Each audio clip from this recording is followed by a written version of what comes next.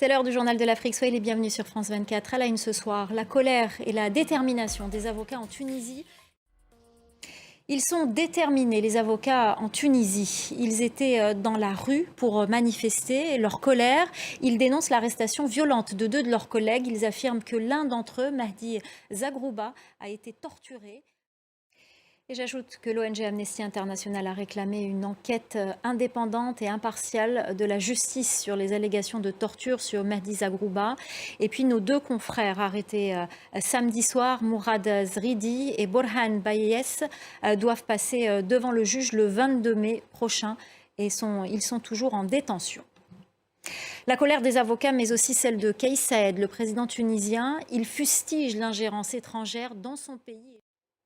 Les résultats définitifs de la présidentielle du 6 mai au Tchad, le Conseil constitutionnel a rejeté les recours en annulation du scrutin et proclame la victoire du général Mahamat Idriss Déby.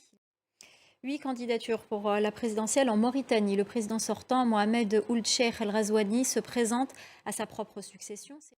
On en vient à la rencontre entre Félix Tshisekedi et le cardinal Mbongo en République démocratique du Congo. L'occasion pour le cardinal de clarifier ses positions. Ces dernières semaines, il avait eu des propos très durs envers les autorités du pays. Et vous le savez, l'Église a une influence considérable en RDC. Et l'Afrique du Sud continue de se mobiliser pour la bande de Gaza. Pretoria demande à la Cour internationale de justice d'ordonner un cessez-le-feu, et notamment en raison de l'évolution de la situation à Rafah, dans le sud de l'enclave palestinienne. Israël présentera ses arguments de défense ce vendredi. Aujourd'hui, c'est l'Afrique du Sud qui a exposé les siens. Clarisse Fortuné.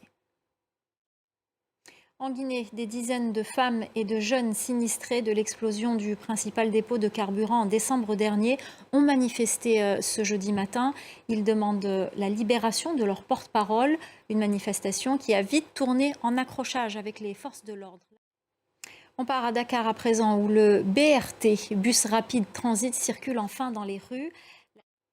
Et on vous parle de cette reconversion au Kenya. Après une carrière dans le rugby, Denis Ombashi, alias le chef ambulant, se tourne vers la cuisine. Et vous allez le voir, pour lui, c'est aussi une façon de sensibiliser les jeunes à la santé mentale. Retour sur son parcours hors du commun avec Sophie Lamotte.